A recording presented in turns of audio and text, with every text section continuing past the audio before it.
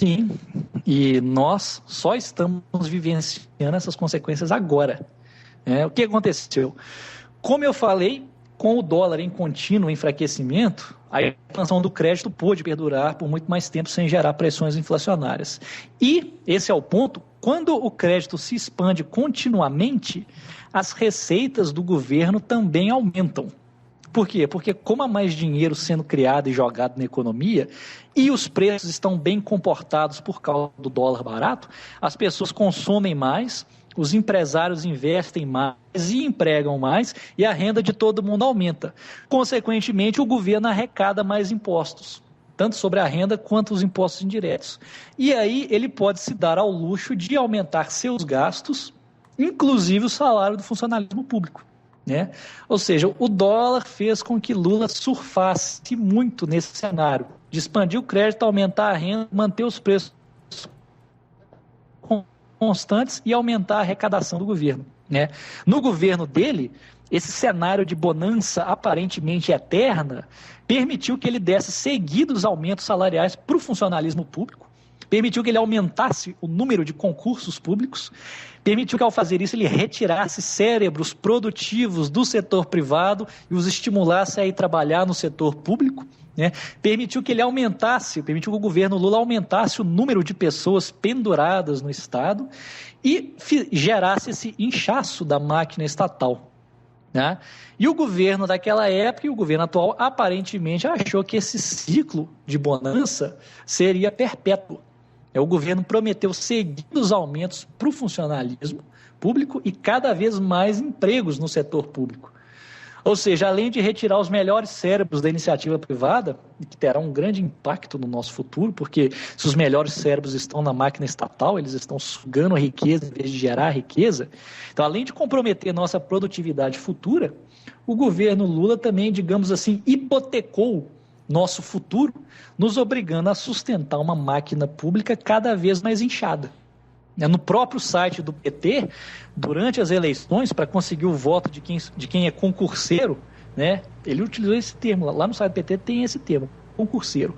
Para conseguir o voto de quem sonha em virar funcionário público, o PT se gabava de ter aumentado o número de funcionários públicos em quase 27% durante os 8 anos do governo Lula. Só que agora que o dólar disparou e a bonança acabou, o governo está percebendo que não dá mais para sustentar essa máquina só com impostos.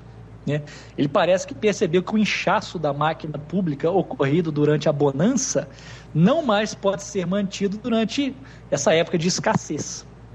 Com a disparada do dólar, a expansão do crédito teve de ser contida por meio do aumento de juros. Com a expansão do crédito contida, as receitas do governo não mais estão crescendo como previsto.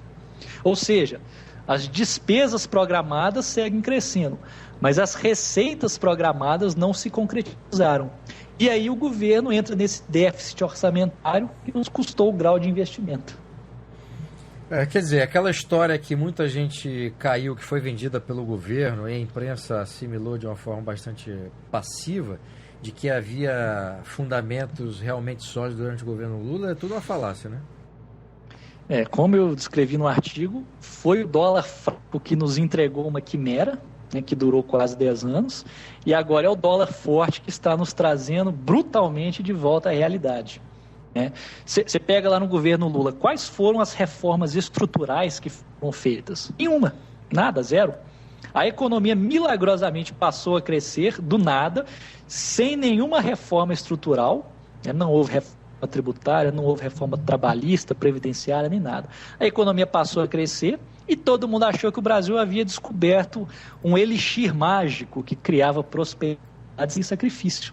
É claro que isso não fazia sentido.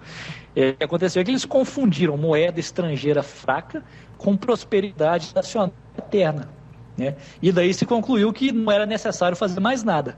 Os gastos foram elevados e nenhuma reforma estrutural foi feita. E, obviamente, tudo que não tem fundamento irá eventualmente desabar. No caso brasileiro, tão logo o dólar começou a se fortalecer a partir de 2012, todo esse arranjo virtuoso se esfacelou. Quer dizer, agora o governo então precisa tomar um elixir paregórico, para poder controlar. Um panegórico, mas se ele não quer fazer, quem é que vai fazer isso por ele?